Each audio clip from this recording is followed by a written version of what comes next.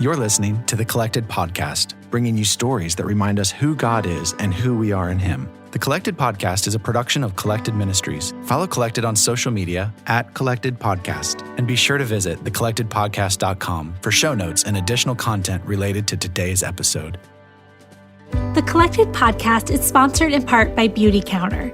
Use the link in our show notes to shop for all of your clean beauty needs, and 10% of the profits will go directly back to benefiting the podcast. Also, use the code CLEANFORALL20 for 20% off of your first purchase.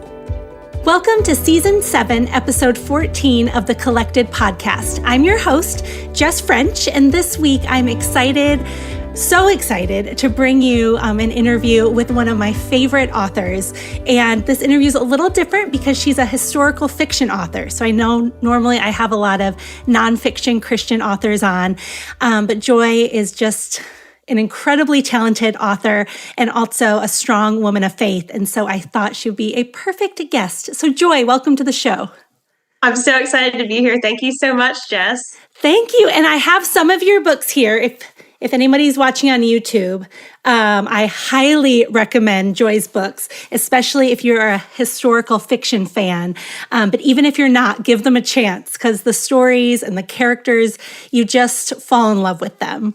So we'll get to your books more in a moment. But to get us started, I was wondering if you could share how you came to know the Lord. Yes. Well, I'm so blessed that I grew up in a Christian home. With two strong believers as parents. So, when you talk about like, when did you come to know Jesus? Like, there's a lot of people who have that moment in time where they're like, I didn't know him and then now I do.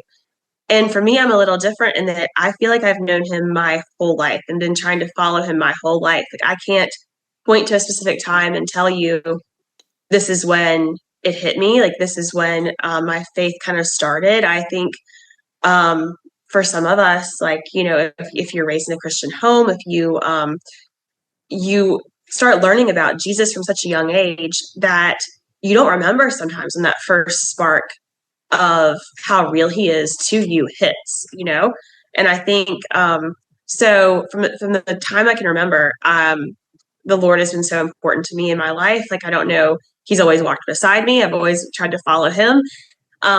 I had a really, really strong relationship with the pastor at the church I grew up in, Avondale Presbyterian here in Charlotte.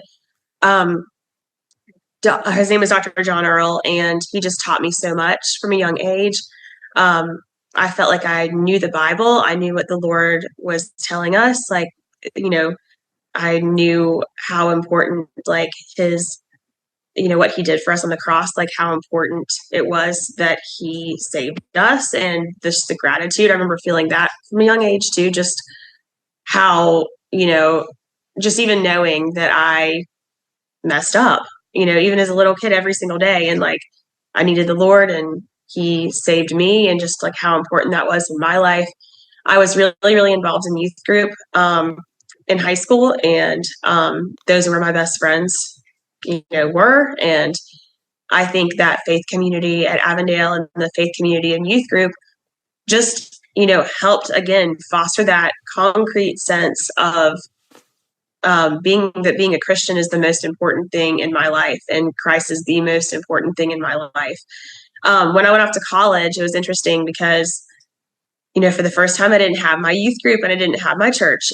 And like a lot of us, you go off and you find your way on your own. And I do point to college as the place where I think I took my first like real solid step of faith on my own. Excuse me. I joined a sorority almost immediately upon starting college at Marshall University. And it was a wonderful experience. I loved those girls. But, and then I quickly met my boyfriend, who would then become my husband, John, and like within 2 weeks of starting Marshall. Wow. And he was older than me, so he was a senior when I was a freshman.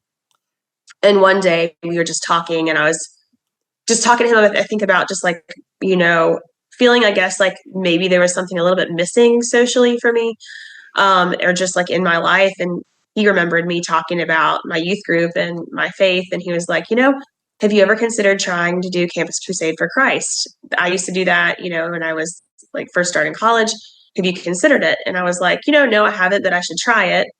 And I think that was the summer going into my sophomore year. And as we were moving back into the dorms, I'll never forget this. So it was there was a cheerleader girl from Marshall, and she was helping people move in. And she stopped me and she was like, hey, do you want to come to my Bible study?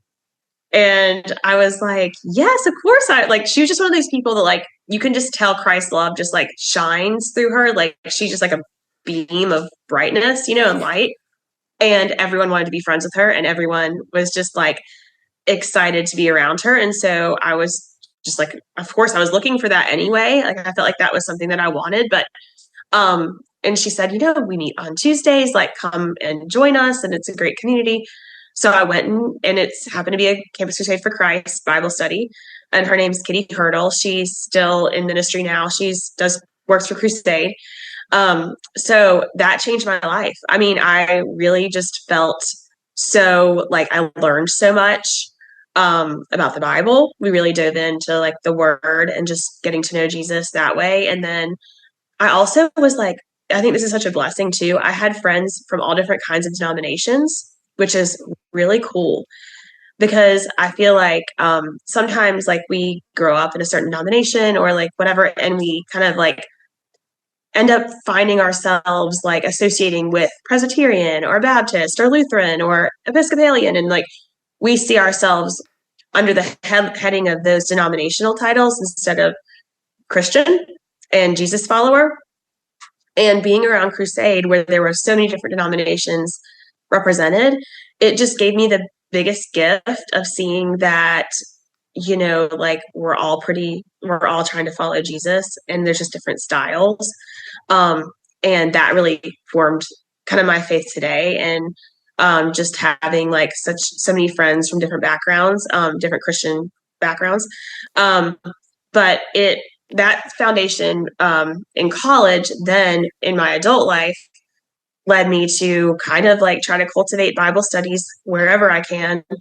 That's always kind of my core friend group. So when my husband and I first got married, we started a Bible study in our home and brought in like all of our buddies. I grew up here in Charlotte, so called up people from my high school friends. Some of them didn't go to church with me. Some of them did. Some of them just went to, school with me or were my neighbors growing up. And we had a huge group of people that, in our early 20s are studying the word and having just a great time with it and with each other. And, then you get into like when you become a parent and like the challenges that you face then.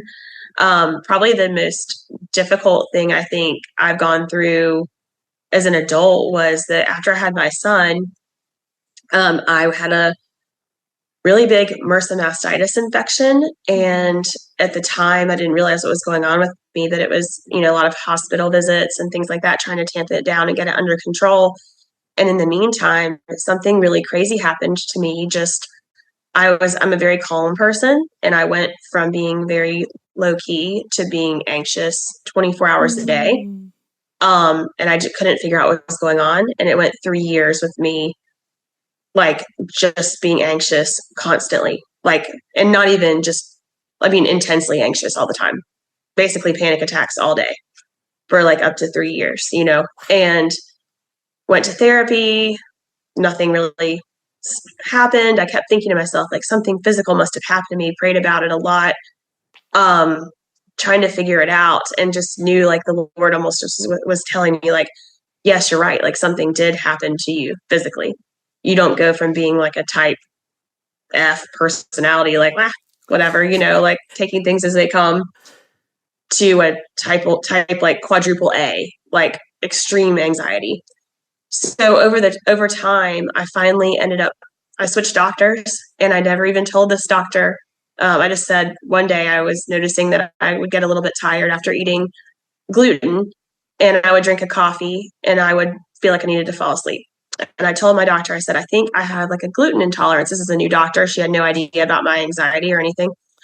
And she said, well, and I said, my cousin has celiac disease. I don't have that. I don't have any of those symptoms. But I think I might have something like a gluten intolerance. And so she was like, well, it's genetic, first of all. So celiac disease is a genetic disorder. So we're going to test you for that. And so I did. I went in and got tested. I thought, not going to have it. My cousin had tons and tons of symptoms, and it was really, really crazy in her life. So I was like, there's no way. And when my doctor called to confirm that I did have it, the first question she asked me was, have you ever had sudden onset anxiety? Again, she knew nothing about my anxiety. And it was insane. It was such an answered prayer. I was like, people all the time say, I'm so sorry you have celiac disease. And I'm like, no, like, it was such a huge, like, answer to prayer to find out, like, hey, I'd been feeling literally crazy for years at that point and trying to search for an answer and like praying about it all the time and all this stuff. And then to find out, like, kind of the prompting the Lord had told me, like, that this was like a physical problem, to find out that it was crazy. And, through that time of like the really bad anxiety, oftentimes it didn't make any sense, the things I was anxious about. It was just the news or something you'd see on Facebook or something you'd see on Instagram would trigger me to be very anxious. And I, leaned on God so much during that time period. And oftentimes, in the midst of it was like, why am I experiencing this? It was awful. It was disruptive to like a time that it should have been honestly really sweet with my kids.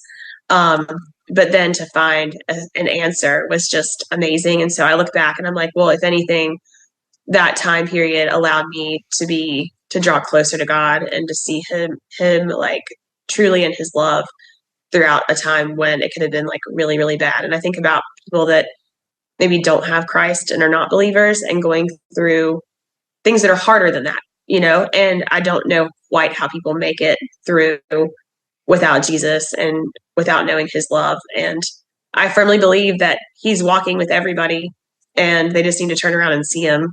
So yeah, I mean, that's just a little bit of my story, but he's always been so important to me.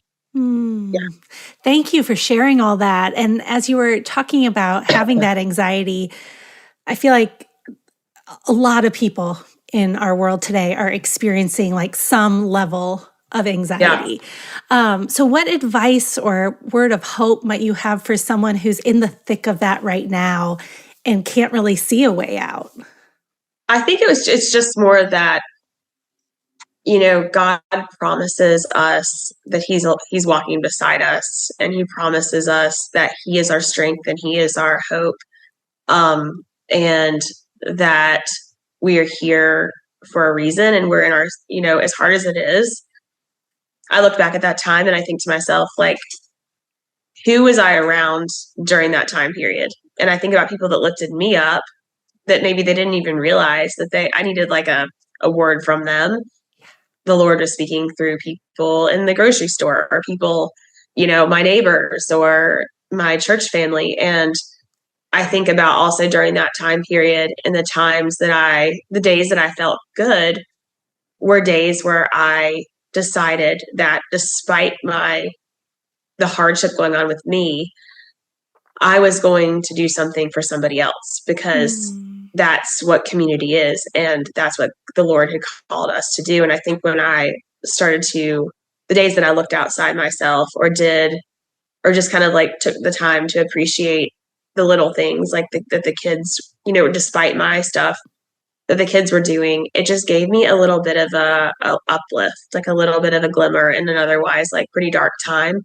And I do think, things also, I think about my situation and I'm like, I didn't know at the time. I hoped at the time that was a season, and it was a season. And I think so much of what we go through, it can vary in length of time, but typically it's a season, and the Lord will bring you out one way or another. And that the Lord is faithful and with you all the time. And I think sometimes, again, we can see him through our friends, we can see him through our family. He's always with us. And I think just that reminder that like we're made for more. Yeah. We are made for a purpose and a reason. And God can use things that are not great for something good. So I tried to hold on to that when I was going through it. Amen. That's good. And earlier in your story, you were sharing about how you and your husband started a Bible study. And as you were saying that, I felt like there's someone listening who has had that kind of nudge that they are supposed to also start a Bible study, but maybe they've been resisting it. So if someone is in that place, maybe they're kind of struggling with like, well, I'm just a new Christian, or who am I to start a Bible study? I don't know what I'm doing. What advice might you have for them? Well, definitely that you don't have to be like some brainiac Bible scholar to do it. I think it's like there make so many great resources out there where you can really just buy a guide. I like to study books of the Bible, so I'll, find, let's say we're studying Matthew, I will find like a good guidebook to kind of help me, or look at a study Bible or something like that, a good commentary. So you don't have to know all the answers. And I think that's part of a Bible study is you're doing it together and you're learning, and people, based on where they are in their lives and things like that, might pull different things from scripture. Like every time I could read the same passage, once a year and get a different take on it each time, just depending. I mean, the message always, obviously God's word stays the same, but the way it relates to our lives sometimes changes. And so part of Bible study is learning from each other and walking beside each other in faith and strengthening each other. And so really Bible study is just about community and kind of digging in together and discovering together. So you as the leader don't have to really know much at all, because you're just kind of facilitating the discussion. And one of the things I will say, I'm not shy, which is great, about texting everybody. I mean, everybody, and being like, hey guys, starting a Bible study, like who wants to join in or whatever. I don't mind at all doing that, because it's kind of like if you're putting together a dinner party, you don't have to just think about like, well, who goes to church? Yeah. Just think like, hey, who am I friends with? Who do I want to hang out with more?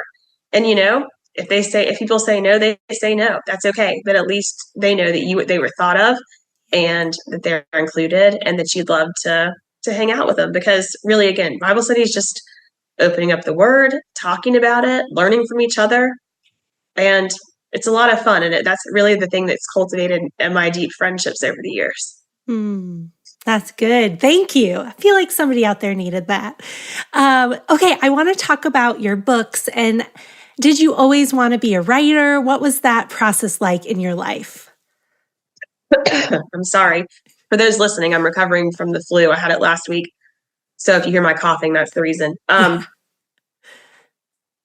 It's like a lot. If you talk, I'm sure you talk to authors a lot, here on the podcast. And I don't know if, how many of them, if any, have been like fiction based, like not many. Yeah. Not many. Okay.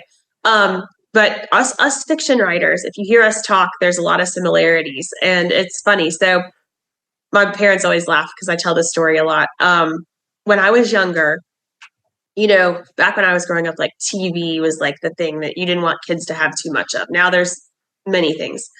But back when I was a kid, it was like, okay, don't let your kids watch too much TV. And my parents really got that like stuck in their head. So I was only allowed to watch 30 minutes of TV a week. And yeah, not a lot. Not a lot. And one of the things that the program we watched always was like TJF on Fridays, right? Oh, yeah. And my brother and I always wanted TV dinners. Like why? I don't know. But we wanted the TV dinners. And so we would get that and 30 minutes of TGIF on Fridays. But otherwise, we didn't have TVs on. We weren't allowed to say we were bored, or else we got chores. So we learned to kind of like occupy ourselves. So my brother is an incredible athlete, and he could have gone to college for basketball, but instead went for track. He ran in college. And I, instead of perfecting a sport, I basically just read a whole lot, and I wrote a lot. I would write plays that I would talk my friends in the neighborhood into doing and like performing in our front yard. And I would write magazines on various topics and like sell them door to door in my neighborhood, yes. Which was so funny. And then I, that's just, and my parents also read the classics to us out loud growing up. So like, it'd be like The Secret Garden or like Little Women or whatever. My mom was an educator. And so she just was, believed that if we heard like really good language, that it would help us with our vocabulary and our writing. And so, even like through college, if I was looking for a book to read, sometimes I would just, pick a classic I hadn't read before just because that was stuck in my head. And also I just I loved the language and I loved the storytelling in some of these old works. And so when I think about that, I'm like, well, it's no wonder I write historical fiction, because even though, like Little Women or like Secret Garden, they're not historical fiction per se, but they are really, because they're obviously from the past. And I think that like the bygone lifestyle always interested me a lot. And so I always knew I was a good writer, that I was interested in story. And then when I got to high school and stuff, I mean, I kind of dropped the whole like creative writing element. I would take classes, but it wasn't like I was coming home and like writing books or anything.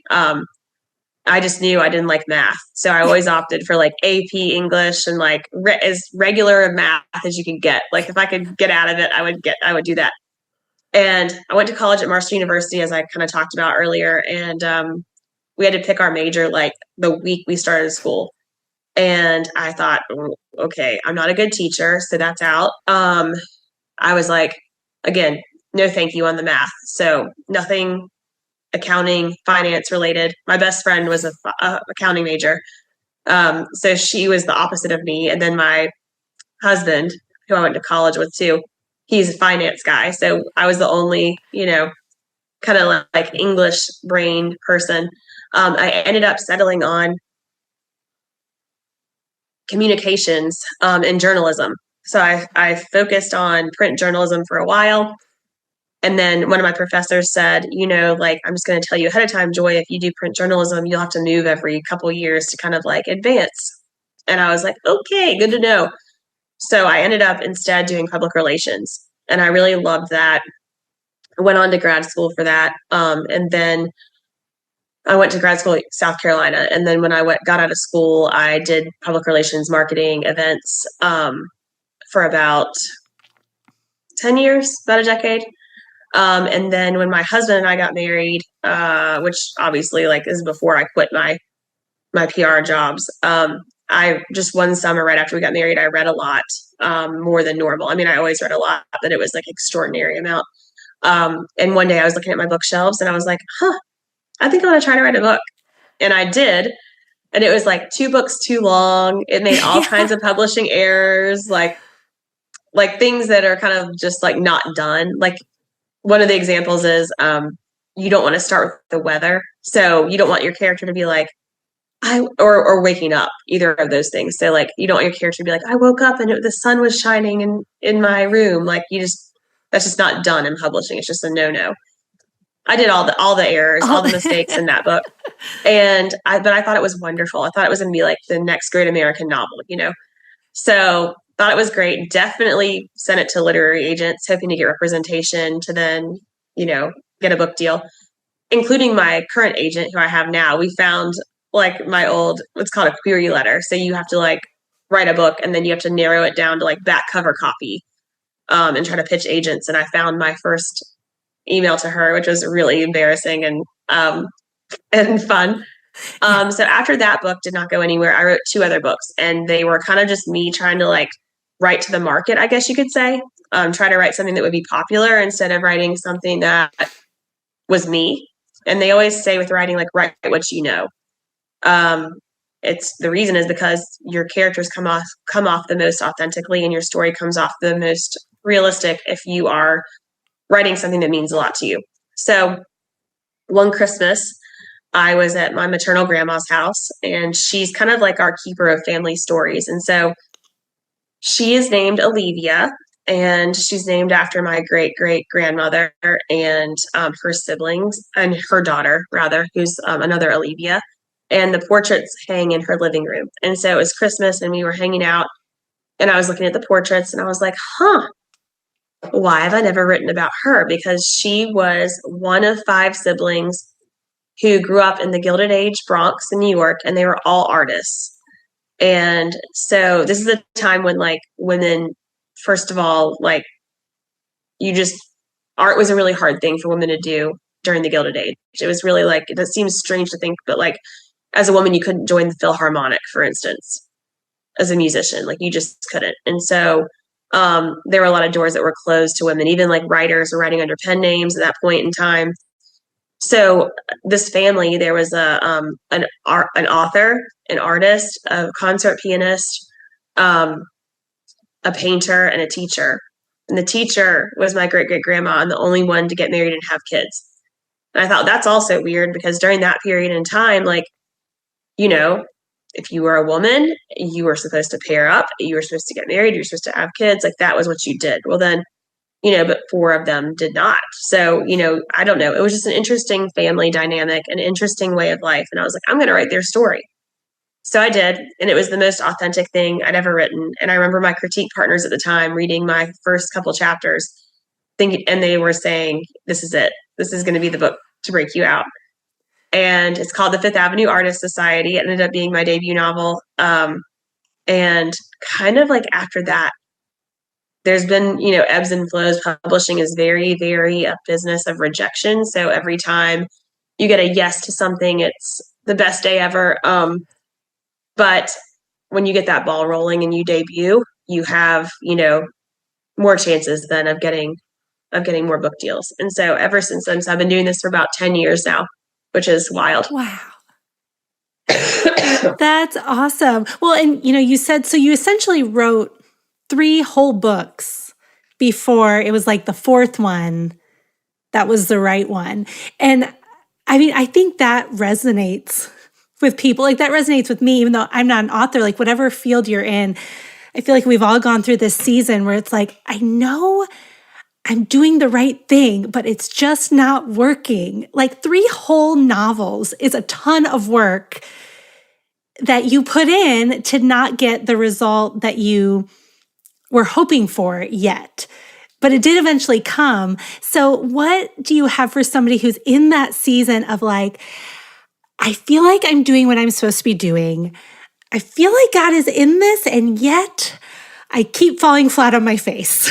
Yep. I mean, that happens so much, doesn't it? Like, just like with any endeavor we, come across. I think, the thing is, if you have a gift, it's been given to you by God. Like, God gave you that gift. It's not something that, generally speaking, you have to work toward a goal, but that goal is preempted by your natural gift. Like, you want that because it's something that's ingrained in you. Like, you've been told by somebody you're good at it or what have you, right? And I think when I was getting all these rejections, for my practice novels, I'll call them, I think even though it was disheartening, the passion for writing and the idea that this was a gift, and if I didn't use it, then was it a waste, right? Like, I could have used it in different ways, of course, right? Like, I could have written different things. And sure, like, there's different times where, like, the Lord may direct you to use your writing skills, my writing skills, a different way. And that's totally wonderful. I think He'll steer me in that direction if that's the case. But I do think, like, for me, it was just about, as long as I have a new idea and as long as I'm passionate about that idea and, like, feeling that my energy and my gifts are still, like, leading me down this path to publication, then I'm going to try, and I'm not going to let it stop me, because I think, like, really what I've learned in this industry is the people who succeed are the people that keep going. If you give up, then the only answer is no, right? That if you keep going, then you got a 50-50 chance. Like, there's a yes around the corner maybe. And I think, like, the allure of even the maybe was worth it to me, and it kept me going. And also seeing my friends succeed, because I tell people all the time, like, publishing is such a weird industry, and, you need a yes from a literary agent to get to the big publishing houses. That's a gatekeeper. It's how it works. And then you need the yes from the editor at the publishing houses to get your book seen on the shelf at the indie bookstores and Barnes and Noble. And I just think that if we all went into a Barnes and Noble, let's say, and even if we picked the same genre, and I said, everybody pick your favorite author, likelihood is we're all going to pick somebody different. And so it is about, in publishing, when you're pitching literary agents who are interested in your genre, they may like your genre, but they might not like the flavor you're offering, or they might love the flavor you're offering. And so really it's just a numbers game at some points, like looking to see, okay, it's a matchmaking thing, right? I'm going to find my match here in this literary world by sending out these query letters, and hopefully at some point the message resonates, right? And I think that's the thing. Like, I also truly believe that the Lord puts you in situations when it's time, when you're ready, and not before.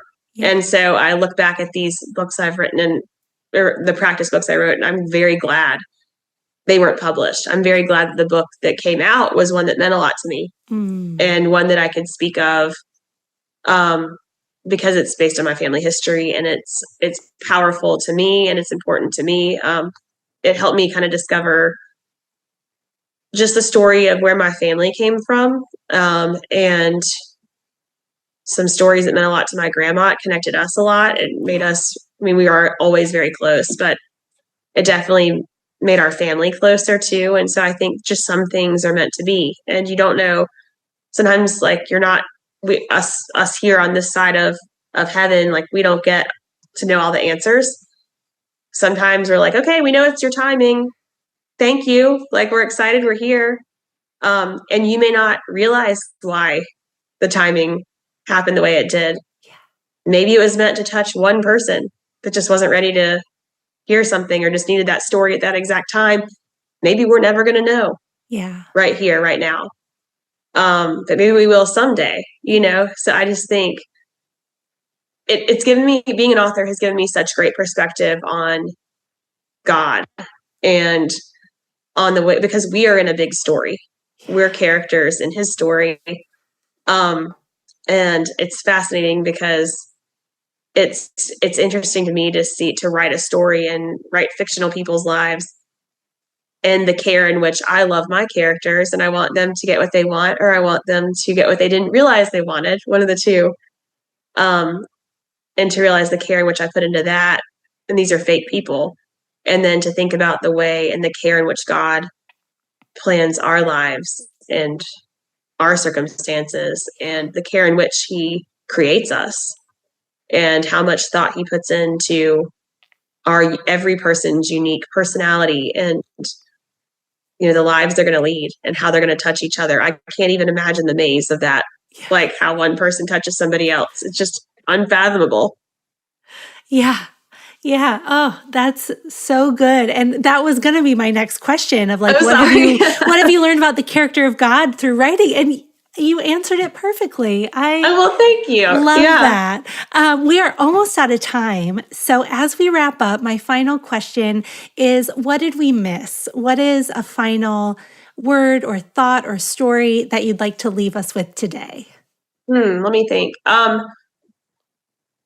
I think so. Sometimes people will ask me, what's your overall, what do you write about? What's this book really about? What's the overall theme of this or that?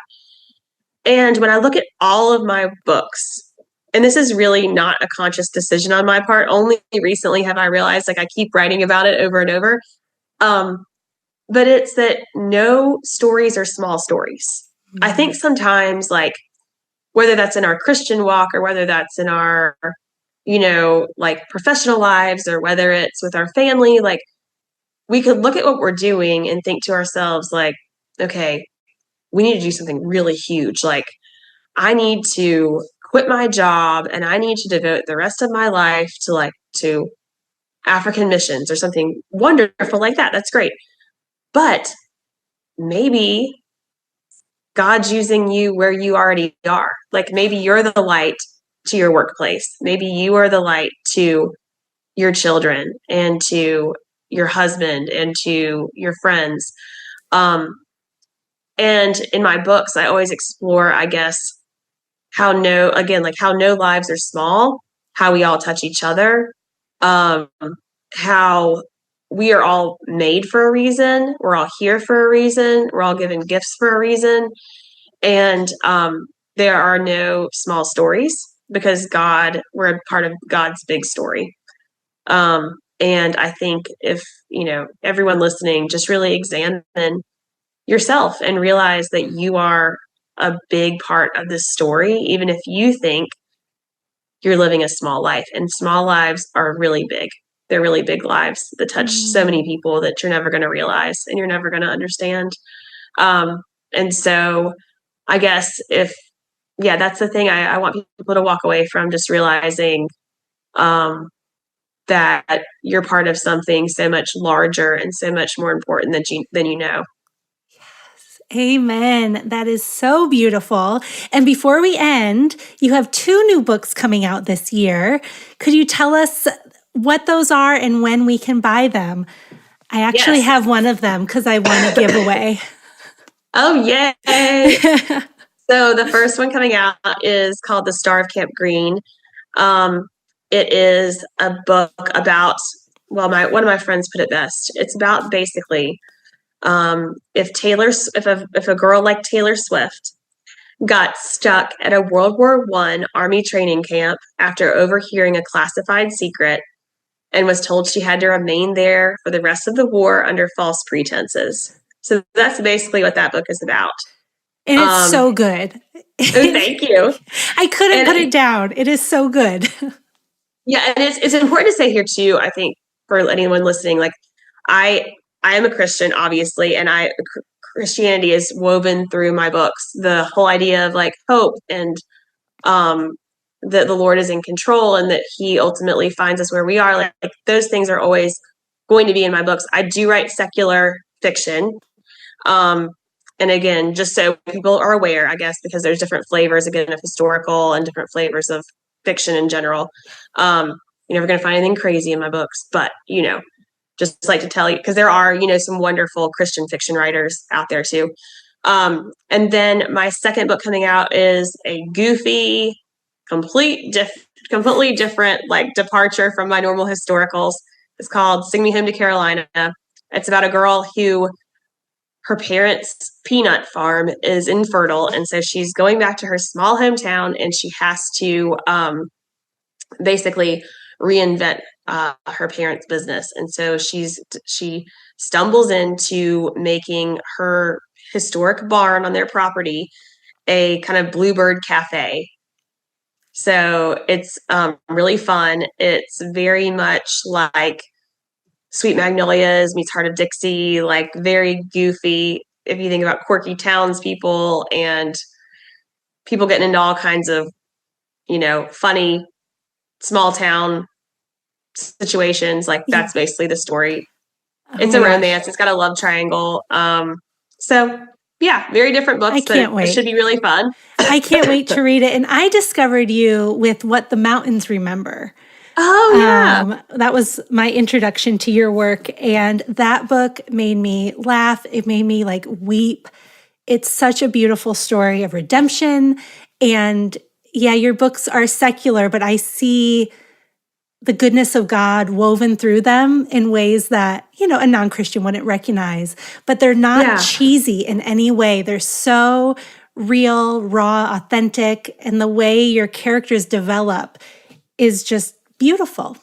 Thank you. Keep writing because I need more books to read. Well, it's just also like with the characters, I want my stories always to reflect real life and people going through some things, but the idea that you're never left without love or without hope, that you always have that. And as Christians, we know that's through Jesus, like that He meets us no matter the situation we're in and helps lift us out of them. Again, either through, He can use others to do that. He can use your situation to lift you out. And that's the point of my stories too, is just that you can go through a lot and you can come out of it and he'll bring you out. So Amen. We will link to all of your books that people can buy, your website, and where can people find you on social media? So I am on Instagram most at Joy W Cal, and on Facebook at facebook.com/Joy Callaway author. Perfect. We'll link all that in the show notes as well. Joy, Great. Thank you so much for being on today. Thank you so much, Jess. It's been great. I loved talking with Joy. I could have just kept chatting all day and learning more about the behind the scenes things of her books. Seriously, go pick up one of her books. I started with What the Mountains Remember, so I highly recommend you start with that one. But I haven't read the first one that she wrote yet, the Fifth Avenue Artist Society. So that is the next one on my list. So maybe that would be a great one to start with since it's the first one she wrote. But wherever you start, you will not be disappointed. Before we go, I want to leave us today. At the end there, Joy was talking about how just as she as an author cares so much about her characters and their development and who they meet and how they connect, like how much more does God, our Father, our Creator, the author of our stories, care about us? And that made me think of Ephesians 2:8-10. And so I just want to read this and leave us with this today. It says, "For you are saved by grace through faith. This is not of yourselves. It is a gift from God, not from works, so that no one can boast. For we are His workmanship, created in Christ Jesus for good works, which God prepared ahead of time for us to do." So remember, you are a worthy, beloved child of the King, and He is knitting together a story in your life that is more beautiful and more redemptive than you could ever imagine. And sometimes I think that we won't get to see how all the pieces connect until we get to heaven, but God is at work behind the scenes, and He is working out something good for you. And if it's not good, it's not finished. And we might not see the finished product till heaven, but that is the ultimate hope that we have, that this earth is not all there is. We get to spend eternity with God in heaven, where all things will be healed and redeemed and restored. So cling to that hope today and have a wonderful week, and I'll see you next time on the Collected Podcast. Thank you for listening to the Collected Podcast. Please be sure to subscribe, rate, and review. And if you like what you've heard, we'd love it if you'd help spread the word. Check back here for new episodes dropping every other Thursday. You can follow along on social media at Collected Ministries.